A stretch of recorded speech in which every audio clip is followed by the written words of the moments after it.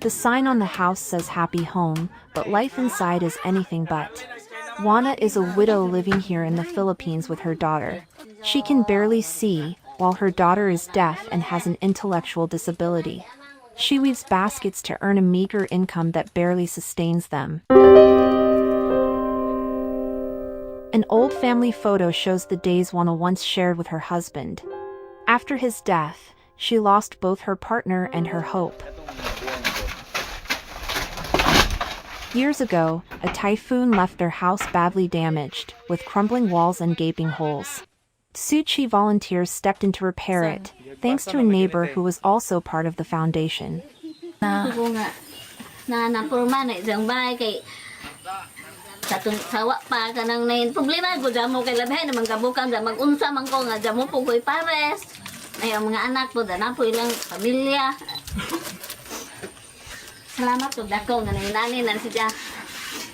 Salamat sa Tzu Chi Foundation ng Master Cheng Yen. Salamat dahil may dagoya mo taon sa Ginoo sa may mahimo na mo nga wa mamami kabaw.